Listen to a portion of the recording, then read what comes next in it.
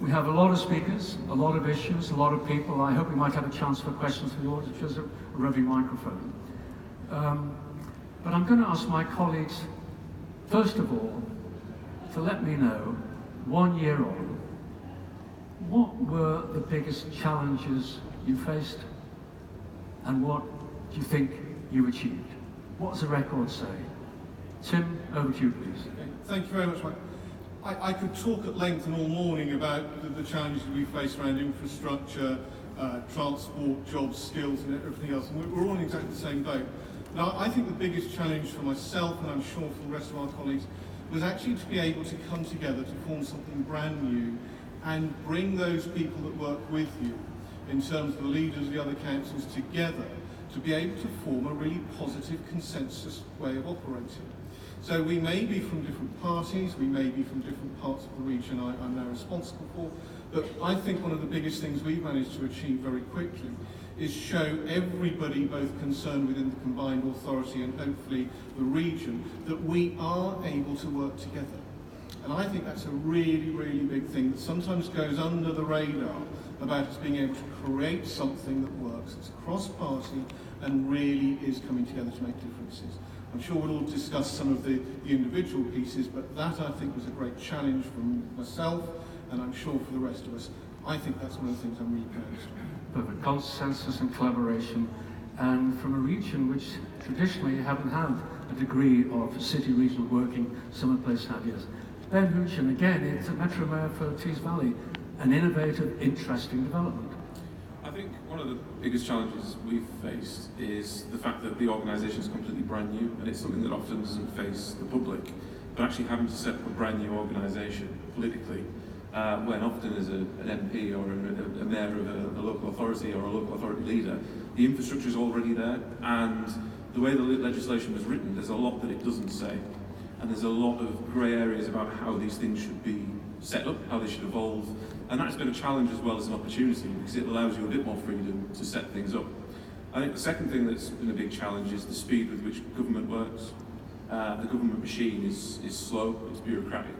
And I think the speed with which we as mayors across the piece move a lot more quickly. But even though we have devolution, it's only a degree of devolution. And so we still have to work quite closely with central government. It's a surprise to me how much time I actually have to spend in London now that we've got devolution. But that's an issue because central government, the civil service, moves very, very slowly, which really comes on to my third biggest challenge, which is about expectation management. By definition, the types of projects that we're leading on at the moment are multi-year programs, big road schemes, big rail schemes, likely to take 5, 6, 7, 8 years to come to fruition. And that's a difficult thing to manage the public's expectations about what can be achieved, and also about the usefulness of what a mayor can actually do, because by definition what we do is quite long-term based, because it's about taking a more strategic view of a strategic area for the long term, which is something that I think government works in shorter cycles, and I think we will find mayors going forward will likely work in. Fantastic, fantastic. Steve, challenges, achievements? We need a longer session. I think the main one is that you alluded to the fact that we are the most centralised democracy in the Western world, and we haven't got a history or a track record of devolution. So the first thing is to probably define and to interpret what the Constitution and the orders from central government allow us to do, but also to look at the soft powers, to look at the areas where actually it doesn't particularly mention things within the devolution agreement, but we think it would be in the best interest of our areas to drive some of that forward. And certainly there's 3 mayors here who have been given a pilot project to look at homelessness. Homelessness isn't in the devolution agreement, but it's integral to trying to move forward the issue in our city region. So myself and Andy have got some additional funding from central government to really look at what we can do about rough sleep and homelessness in our areas. But it's also to try and explain to people exactly what Ben was saying about raising expectations or managing expectations. because it's not a magic wand. We still, whether people like it or not, have a government whose intent is austerity is the way out of the problems the country faces. That means that areas like ours are being hit hard. So we can't put all of the things right that we'd like to. But being a Scouser, I was told that Scousers learn to read between the lines before they can read words. And in nowhere in the devolution agreement does it tell me what I can't do. So I'm liberally interpreting the areas in which I think I can push forward the agenda in the best interest of the 6 districts I represent. Bravo. I'm going to let Jude reflect on this, because besides she's not a mainstream politician, is going to reflect from a different perspective once we've heard some of these comments, so you can keep your thunder dry, Jude, and sorry for passing over. Andy, another former MP, I want to ask you later on if you regret you two giving up MPship, but never mind. No, you don't? No. Okay, fine. No. All regret, Rhiannon, some of us said. said. I feel very happy. Okay. Right. Now look, before you start, we've always said for 20 years Manchester has it all. It's been stable leadership, AGMA has collaborated. You were moving into allegedly a very different circumstance from some of our colleagues. I suspect that's slightly oversimplified. So give us your thoughts on challenges and achievements. Well, I think I was luckier possibly than some of my colleagues in that Manchester had an infrastructure and there was absolutely strong foundations for me to build on, and I'm very keen to keep the continuity. Sir Richard Lees is my deputy mayor, and we work very closely together. So we are building on what we've done, but also using the new possibilities that this opens up. In terms of challenges, Michael, let me just touch on two. One I couldn't have foreseen, which was the attack on the Manchester Arena, which came just 2 weeks in. You know, I'll leave people to kind of make their own judgments on you know what this role added. One thing I think we can say, it did provide more focus when it came to civic leadership, but that has been the biggest challenge, to answer your question. In terms of a more policy challenge, I think Steve feels this, I suspect Ben too. For me, the biggest challenge that the north of England is facing is transport. That has come through to me loud and clear. Not just the current chaos on the trains, actually the whole job of trying to make sense of it in the last year. You can't make sense of it, because unlike Sadiq, who we'll hear from later, we don't have powers to pull levers to make this system integrate and make it work. Each mode of transport has a different line of accountability. Some are not accountable enough. Network Rail, Highways England, these organisations. And the problem I've got at the moment is if you look at the Manchester skyline, I'm told there are more cranes on it than any city in Europe. Problem is, that successful economy is asking questions of our transport system that it cannot answer to anybody's satisfaction. And as Ben was rightly saying, I think the problem we've got is getting quick and straight answers out of the government. This isn't a political point, by the way, this is just how it is at the moment. It is always difficult under any colour of government, but I think Brexit is making it even harder.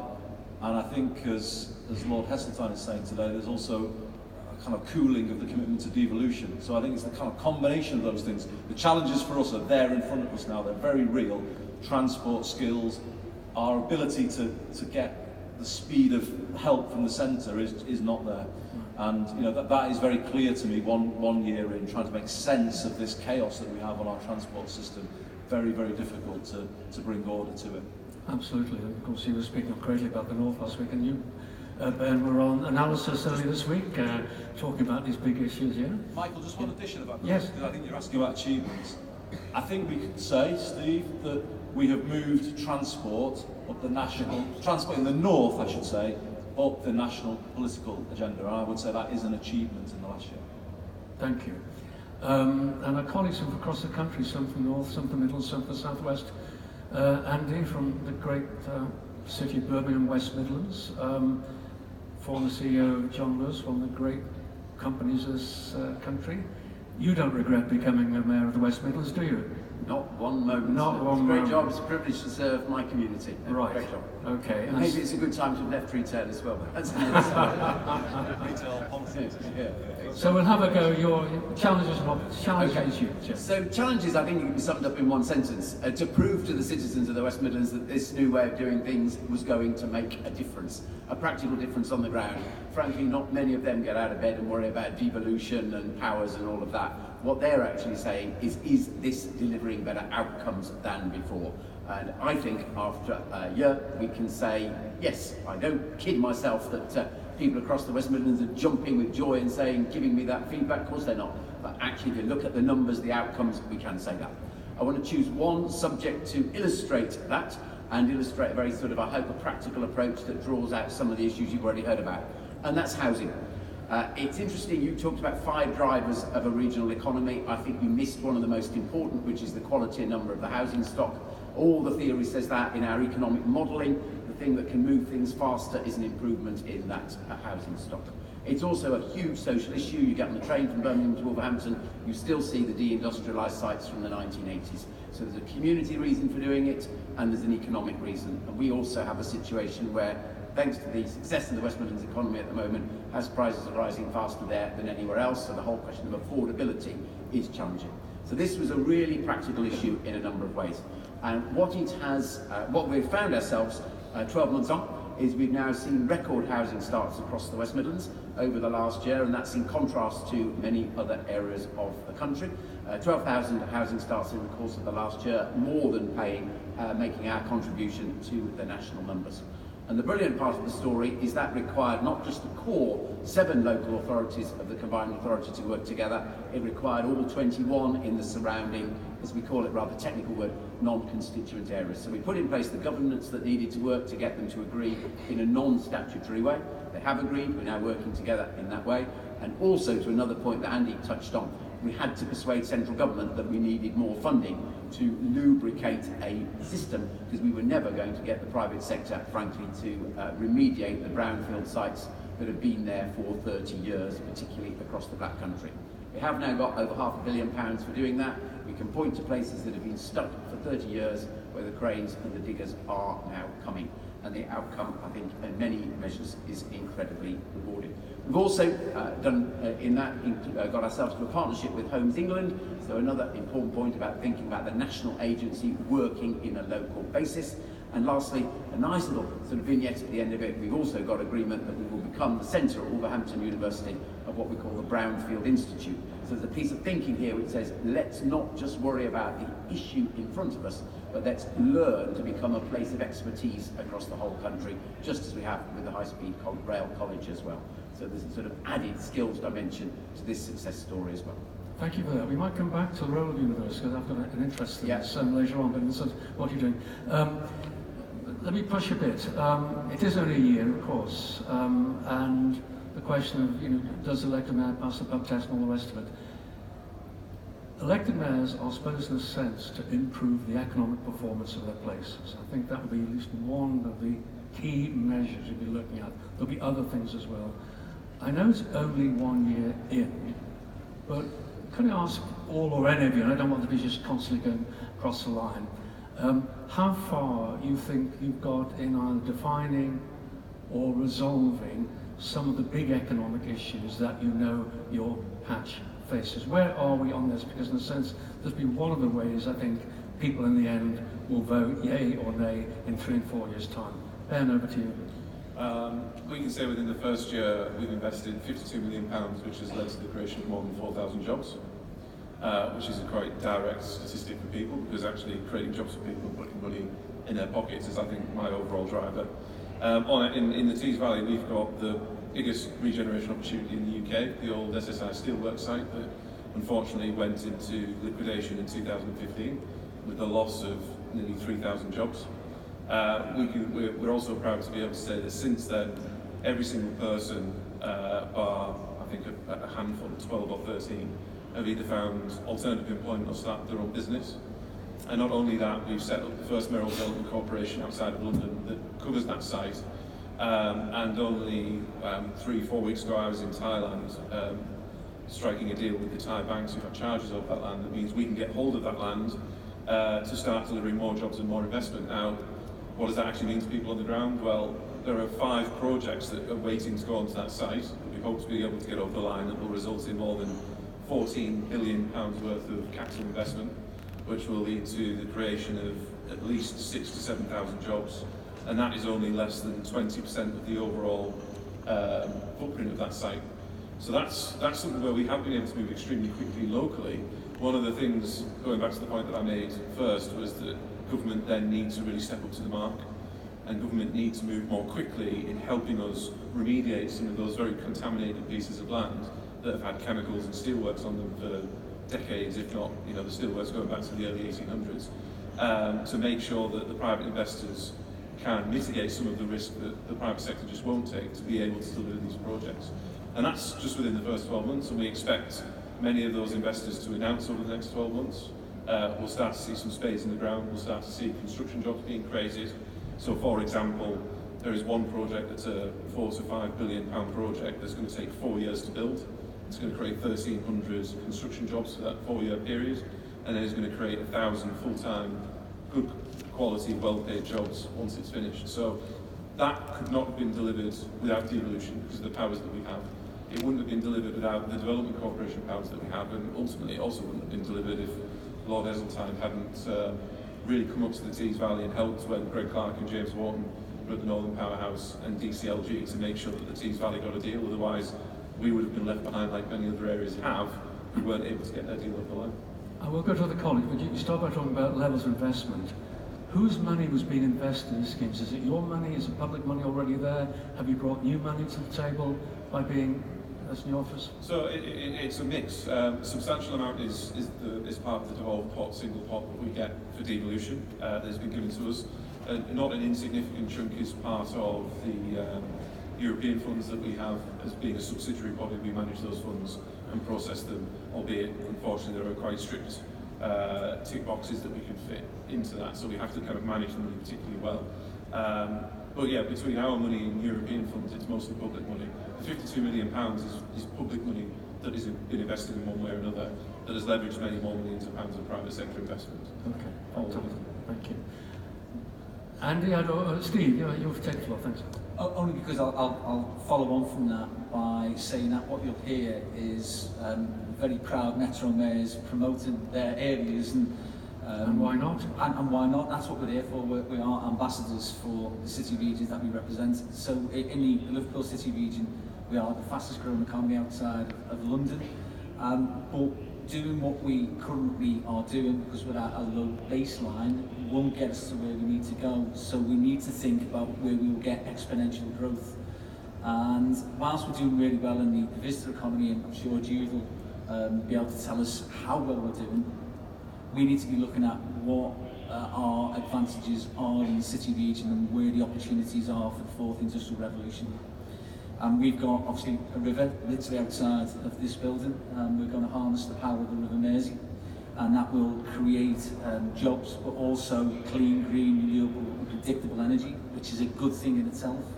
But also we have 2 assets called the Hibernia Link, which is the UK's fibre optic cable that connects us with America.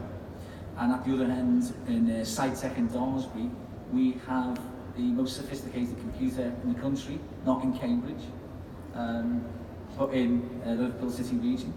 And we're going to connect these 2 assets together with the digital ring, which will provide us with the opportunity for big data and analytics, unless of course you're Cambridge Analytica and you can go somewhere else, but it will do. And also of ultra fast speeds, and we're then going to connect within that a network so that we join every business, school, every home, every aspect of civic life, all through ultra fast speeds. And we're hoping that it's a bit Tim Berners-Lee because we don't know what all of the applications will be, but we want to create this facility and this capacity, and hope then that the entrepreneurs, and certainly there's an entrepreneurial spirit in the Liverpool City region, that they will then decide on the types of markets that can be derived from this infrastructure. So it's a really big thing, but by having clean green power and renewable energy, we've got hydrogen capture, we've got Europe's largest offshore wind farm, we've got photovoltaic capacity. We can become Britain's renewable energy coast. And then with the connectivity, we think that that gives us a unique edge where companies are looking to relocate and would expect to have renewable energy, but also digital capacity of super fast speed, and we can go beyond that. So a really exciting future, but we need to be looking at what we can do over and above what our 6 local authorities are doing, and some of the stuff that they're doing is the best, you know, in its class in the country. I know Andrew's going to come in. Just one comment. The colleagues talk about managing expectations, what you can and cannot be expected to deliver in what kind of time frame. I think those two are tremendously significant potential drivers of the City Region economy. They're also very long term. Yeah. Ergo, as an elected mayor, thinking about managing expectations, voters, how do you cope with that fact that a lot of the investment will be down the road, a lot of the benefits will be in later years? How do you manage that process of persuading people that indeed there are things coming, but they're going to have to wait? It's what we've done in this city region rather poorly. That is being short-termism. It has been about what's the next thing around the corner. It has been about political cycles, and we need a much more strategic overview of where we need to get to. And the political leaders, I have to say, in this city region are all bought into what we need to do now, and that is to use the platform of devolution as an opportunity to really look at a macro level of where we need to reposition ourselves. So there's difficulties for me because and for us all, because we have to point to something in less than 2 years and say we're responsible for that.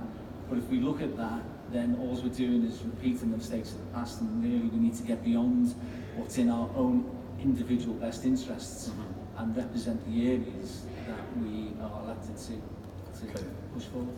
Thank you for that. Thank you for that. He's enjoying it. I think your mother's in the room, Steve. Thank you, Mrs. Rodden. That's very gracious. I just wanted to add there that Steve's right. I mean, it's going to be both to answer your question.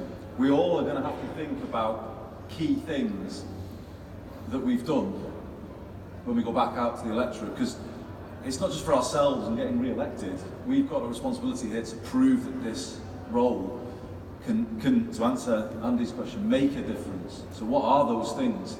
For me, I would pull out 2. Steve said homelessness should be a priority. It is. It's the most immediate social crisis in front of us. You can see it in every of the cities here represented. I've made a commitment around rough sleeping. Others have made similar commitments. We've got to do that. And as I sit here today, I'm confident we will do it in Greater Manchester. We will have somewhere for everybody to go every night of the week. So, you know, that will be a difference. It might be hard to kind of prove it to people in a very kind of measurable way. So therefore, alongside that, I'm doing things for young people. I want a free bus pass for all 16 to 18-year-olds. So there's going to have to be deliverables, as well as laying out your ground for a much longer term economic agenda.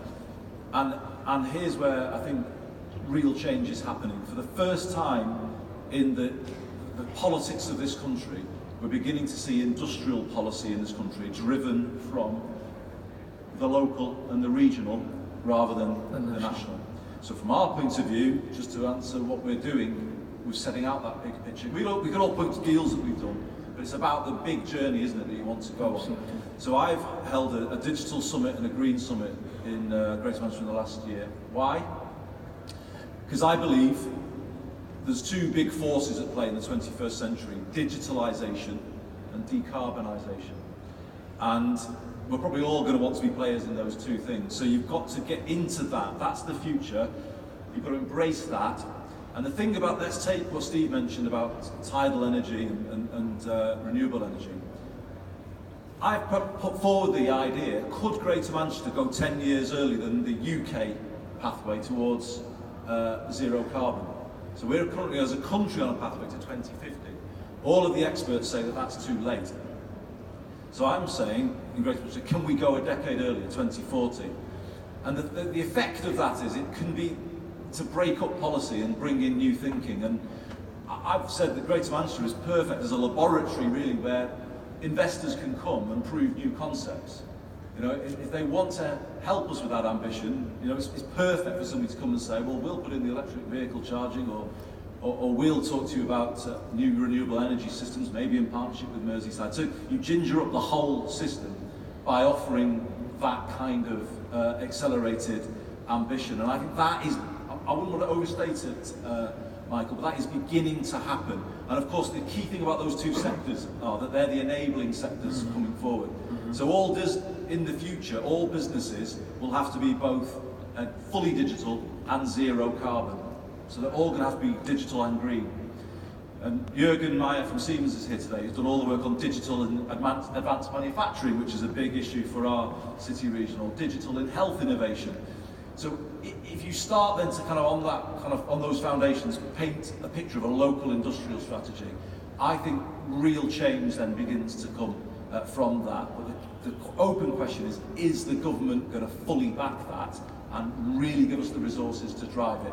I would say with Brexit now looming, they've got to do it, and they cannot waste any more time. Okay, and you Yeah, I'll try to be brief because there comes another question. Now, we can all give sort of examples of things that are going right in our regions at the moment, and I don't claim that that's because of what the Metro Mayor's done in the course of the last 12 months. These things